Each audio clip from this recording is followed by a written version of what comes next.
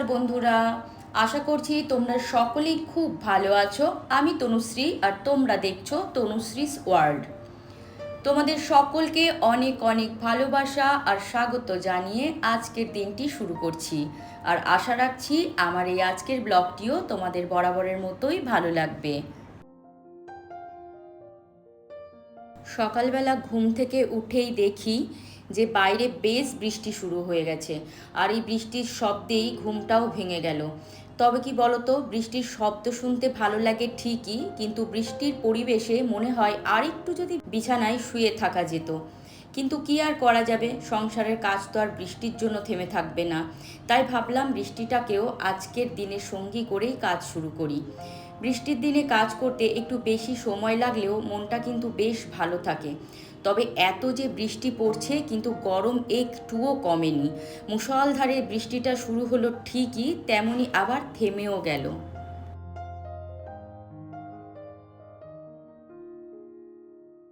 জানালার ধারে বসে বসে বেশ কিছুক্ষণ বৃষ্টি উপভোগ করলাম।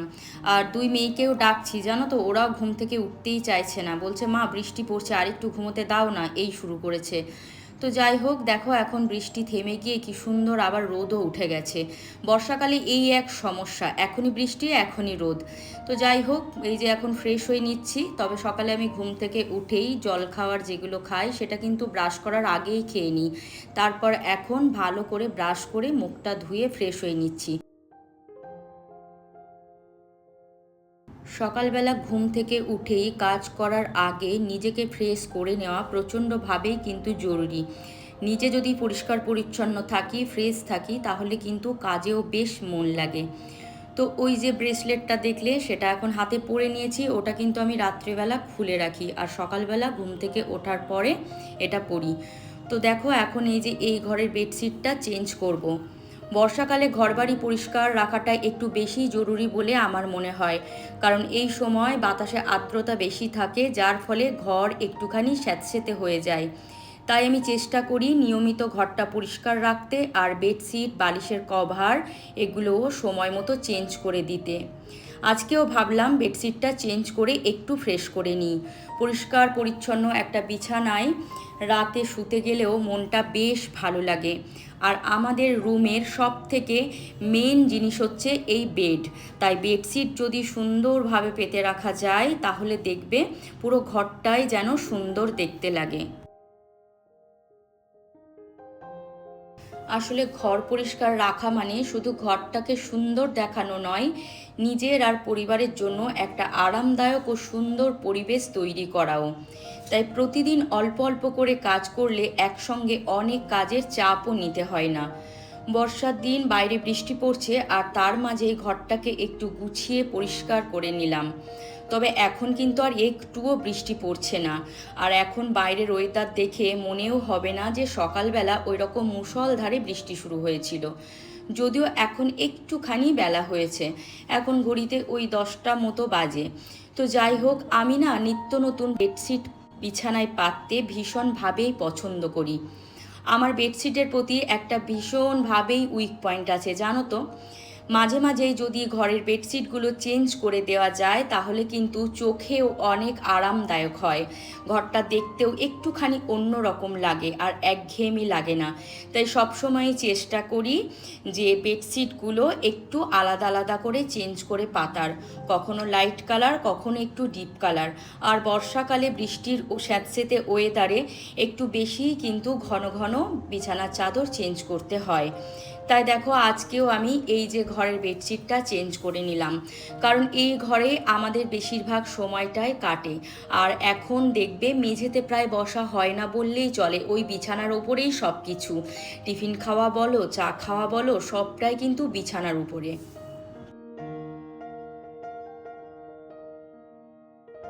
প্রতিদিন এত পরিষ্কার পরিচ্ছন্ন মোছামুছি করার পরেও এত যে কোথার থেকে ধুলো আসে জানি না। আর আমার এমন একটা অভ্যাস হয়ে গেছে, এই ডাস্টিং যদি আমি না করি না, তাহলে একদম মনের শান্তিই পায় না। তো মাঝে মধ্যে ভাবি, জানো তো, যে রোজ এই মোছামুছির কাজটা আর করব না, একটু বিছানাগুলো টান টান করে পেতে দেবো, ব্যাস এই মোটামুটি যে কাজগুলো সেগুলো করব। কিন্তু কোথায় পাবে আমার যে মানসিক শান্তি, সেটা যদি এইগুলো না করি তাহলে একদমই যেন তৃপ্তি পায় না। কি বলতো, আমরা যে সময় বড় হয়েছি তখন কিন্তু ছোটবেলা থেকেই দেখবে মায়ের সাথে সংসারে টুকটাক কাজ করতে করতে বড় হয়েছি। তাই কাজ করতে করতে একটা যেন অভ্যাসও হয়ে গেছে। তাই সেই যে আমাদের অভ্যাস, সেই অভ্যাসের বাইরে এখনও অবধি আমরা বেরিয়ে আসতে পারি না। তবে এখনকার বাচ্চাদের জীবনটা কিন্তু অনেকটাই আলাদা। তাদের পড়াশোনার যা চাপ বা ওদের অন্যান্য দেখবে অনেক কিছু চাপ আছে, কারণ আমাদের মতো সেই যে ওদের খোলামেলা পরিবেশ, বন্ধুদের সাথে মেশা, সেসব কিন্তু কিছুই নেই। সব মিলিয়ে ওরা এখন ভীষণভাবেই যেন একটা ব্যস্ত জীবনযাপন লিড করছে। কিন্তু আমাদের মতো করে সংসারের কাজের সঙ্গে ওদের খুব একটা পরিচয় হয় না। আর আমরা মায়েরাও তাদেরকে দেখবে একটু যেন অন্যভাবেই মানুষ করি। তবে আমি মনে করি বাচ্চাদেরও ছোটোর থেকেই নিজেদের ছোটোখাটো কাজ নিজেদের করতে শেখানো উচিত। এতে শুধু কাজের অভ্যাসই হয় না, নিজের জিনিসের প্রতি যত্নও তৈরি হয় এবং একটা দায়িত্বও তৈরি হয়। সময় বদলেছে, প্রজন্মও বদলেছে, আমাদের আর ওদের জীবনযাপনও বদলেছে। তাই বকাঝকা না করে একটু ভালোবেসে ধীরে ধীরে কাজগুলো শেখানোই ভালো। আমরা যেমন আমাদের মায়েদের মতো পরিশ্রম করতে পারি না, তারা অনেকখানি এগিয়ে, তেমনি কিন্তু আমাদের বাচ্চারাও আমাদের মতো পরিশ্রম করতে পারবে না। তাই প্রজন্মের সাথে সাথে নিজেদের মন মানসিকতাগুলোও যদি চেঞ্জ করে নিই, তাহলে কিন্তু কোথাও হলেও ওদের সঙ্গে আমাদের একটা সুন্দর বন্ধুত্বের সম্পর্কও গড়ে ওঠে। কারণ সব সময় একে অপরকে বোঝা উচিত তাদের দ্বারা কতটা কাজ সম্ভব আর কতটা সম্ভব নয়। যেমন মায়েদের মতো আমরা এখন সেই পরিমাণে কিছুই কিন্তু পরিশ্রম করে উঠতে পারি না। যত দিন বদলাচ্ছে প্রজন্মও বদলে যাচ্ছে, তাই না? তাই দিনের সাথে তাল মিলিয়ে নিজেদেরকেও পরিবর্তন করাটা ভীষণভাবেই জরুরি। আমার মেয়েরা এখন থেকেই বলে, জানো তো, যে মা, তোমার মতো এত কাজ আমরা করতে পারবো না, লোক রেখে দেব, লোকে করবে, আমরা আরাম করে থাকবো। শুনে আমার হাসি পায়। ভাবি বয়স বাড়ার সঙ্গে সঙ্গে ওদের এই পরিকল্পনা যে কতটা বদলে যাবে সেটাই দেখার ব্যাপার। আসলে আমাদের সময় আর এখনকার সময়টা তো এক নয়। আমরা ছোটবেলা থেকেই ঘরে টুকটাক কাজ করতে করতেই বড় হয়েছি। তাই সংসারের কাজগুলো আমাদের জীবনের একটা স্বাভাবিকই অংশ হয়ে গেছে। তবে আমি মেয়েদের এটাও বলি যে সংসারের সব কাজ তোদের নিজেদের করতেই হবে এমন কোনো কথা নেই। জীবনে যতটা সম্ভব নিজের কাজ নিজে করতে শেখা, নিজের জিনিসপত্র গুছিয়ে রাখা আর দায়িত্ব নিতে শেখাটাই আসল। ভবিষ্যতে ওরা কি করবে জানি না, কিভাবে জীবন কাটাবে। তবে এখনকার বাচ্চা কাচ্চারা একটুখানি কাজ করলেই অল্পেতেই কিন্তু ভীষণভাবেই টায়ার্ড হয়ে পড়ে। আর আমাকে বলে যে মা, তুমি এত এনার্জি কোথা থেকে পাও? আসল কথা কি, এর জন্য জানো তো, আমরা মায়েরাও অনেকটা দায়ী। ছোটোর থেকে ওদের নিজেদের কাজগুলো আমরা মায়েরা করে দিয়ে দিয়ে ওদের এমন একটা অভ্যাস করে দিই, পরবর্তীতে ওরা তখন সেই কাজগুলো আর সেভাবে করে উঠতেও পারে না। মা হয়ে সংসারের কাজ করতে করতে বড় হওয়ার গল্পগুলো ওরা এখন বেশ মজা করেই শোনে।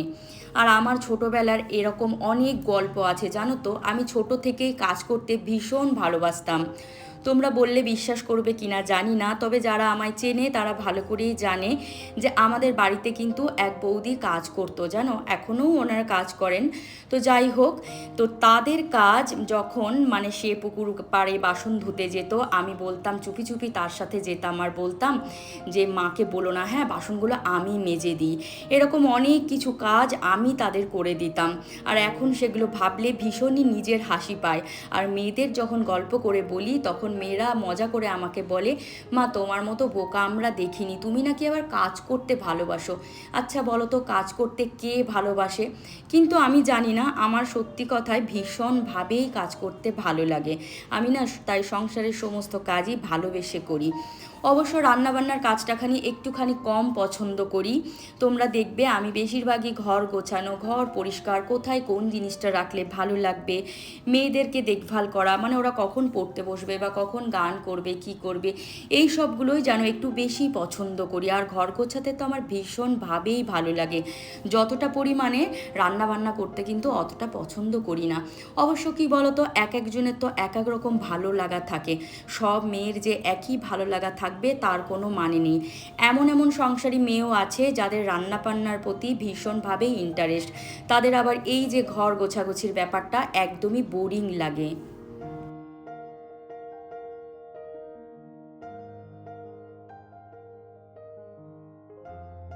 জানো তো, আমার খাওয়ার ব্যাপারটার জন্য মাঝে মাঝে মনে হয় যে এটা একটা খুব সাধারণ বিষয়। পেট ভরানোর জন্য ভালো মন্দ যাই হোক কিছু একটা খেয়ে নিলেই তো হয়ে যায়। সব সময় খুব আয়োজন করে যে খেতে হবে এমন তো নয়। কিন্তু ঘর বাড়ির ব্যাপারটা আমার কাছে একটু অন্যরকম। ঘরটা যদি পরিষ্কার পরিচ্ছন্ন আর গোছানো থাকে তাহলে সত্যি বলতে কি মনটাই যেন ভালো হয়ে যায়। যখন দেখি ঘরটা পরিষ্কার পরিচ্ছন্ন, বিছানাটাও গোছানো, জিনিসপত্র সব নিজের জায়গায়, তখন একটা আলাদা শান্তি লাগে। মনে হয় এই তো আমার নিজের ছোট্ট সংসার সুন্দর করে গুছিয়ে আছে। আর ঘর পরিষ্কার রাখার জন্য যে প্রতিদিন খুব বড় কিছু করতে হয় সেটাও নয়, প্রতিদিন একটু একটু করে গুছিয়ে রাখলে কাজের চাপও বেশি লাগে না। আমার কাছে পরিষ্কার পরিচ্ছন্ন ঘর মানে শুধু সুন্দর দেখতে লাগা নয়, এর সঙ্গে মনেরও একটা সম্পর্ক আছে। চারপাশটা পরিষ্কার থাকলে মনটাও যেন অনেকটা পরিপাটি হয়ে যায়। তাই কাজ করতে করতে ভাবলাম তোমাদের সঙ্গেও কথাটা একটু ভাগ করে নিই। এই যে ডাইনিং টেবিলের উপরে আঁকাগুলো দেখছো, এগুলো কিন্তু আমার বড় মেয়ের হাতের আঁকা। এগুলো আমি বাঁধিয়ে ঘরের সৌন্দর্যটাকে আরও বানিয়ে নিয়েছি। আমার সব সময় মনে হয় জানো তো, যে ঘরে কোন জায়গায় কোন জিনিসটা রাখলে ভালো লাগবে, এই সবসময় চিন্তা মাথার মধ্যে ঘুরতে থাকে। আর আজকে দেখো স্পেশাল জিনিস রান্না করছি, সেটা হচ্ছে কচু শাক। ইলিশ মাছের মাথাটা যেহেতু আছে তাই ভাবলাম যে এটা দিয়ে আজকে কচু শাক রান্না করা যাক। যেহেতু আজকে মা আছে তাই সুবিধাও হয়ে গেছে, তাই মা কচু শাকটা কেটে দিচ্ছে আর আমি এদিকে রান্নার বাকি প্রস্তুতিটা করে নিচ্ছি। মা পাশে থাকলে কাজ করতে করতে গল্পও করা যায়, আবার কাজটাও বেশ তাড়াতাড়ি এগিয়ে যায়। প্রথমেই ইলিশ মাছের মাথাটাই একটু নুন হলুদ মাখিয়ে ভালো করে সর্ষের তেলে ভেজে নিয়েছি আমি। তারপরে ওই তেলেই কিছুটা গোটা জিরে, কাঁচা লঙ্কা, শুকনো লঙ্কা ফোড়নে দিয়েছি। আর এখানে মশলা দিচ্ছি আদার পেস্ট আর জিরে গুঁড়ো আর একটুখানি কাশ্মীরি লঙ্কার গুঁড়ো।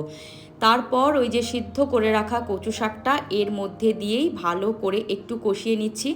অবশ্যই মশলাটা আগে একটু কষিয়ে নিয়েছি, তারপর ওই সেদ্ধ করে রাখা কচু শাকটা দিয়ে দিচ্ছি। ওর মধ্যে যেই একটু নাড়াচাড়া করে নিয়েছি তারপরেই মাথাগুলো সঙ্গে দিয়ে দিয়েছি। একটুখানি অবশ্য আমি মিষ্টিও দিয়েছি, মিষ্টি বলতে চিনি। তো যাই হোক, খুব সাধারণভাবে ইলিশের মাথা দিয়ে কচু শাক তৈরি করেছি। আর এই পদগুলো এমনই একটা জিনিস, যেভাবেই রান্না করো না কেন খেতে কিন্তু একদম অপূর্ব হয়। গরম গরম ভাতের সঙ্গে এই রান্নাটা কিন্তু বেশ জমে যায়। তো বন্ধুরা, আজকের মতো আমার সংসারের কাজ আর রান্নাবান্না সবই প্রায় শেষ। বৃষ্টি ভেজা একটা দিন তোমাদের সঙ্গে গল্প করতে করতে কেমন যেন খুব তাড়াতাড়ি কেটে গেল। আজকে মাও ছিল, তাই কাজের ফাঁকে মায়ের সঙ্গে গল্প রান্না সব মিলিয়ে দিনটা বেশ ভালোই কাটলো। তোমাদের সঙ্গে এই ছোট ছোট মুহূর্তগুলো ভাগ করে নিতে আমার সত্যিই খুব ভালো লাগে। তোমরা যে এত ভালোবাসা দিয়ে আমার ভিডিওগুলো দেখছো, সুন্দর সুন্দর কমেন্ট করছো, তার জন্য অনেক অনেক ধন্যবাদ। আজকের ভিডিওটা যদি তোমাদের ভালো লেগে থাকে তাহলে একটা লাইক করে যেও। আর চ্যানেলে নতুন হয়ে থাকলে সাবস্ক্রাইব করে আমার পাশে থাকতে পারো, যাতে আমার এই ছোট্ট সংসারের গল্পের সঙ্গী হয়ে থেকে যেতে পারবে। তাহলে আজকের মতো এখানেই শেষ করছি। আবার নতুন কোনো গল্প আর নতুন একটা দিন নিয়ে তোমাদের সঙ্গে দেখা হবে। সবাই ভালো থেকো, সুস্থ থেকো, টাটা।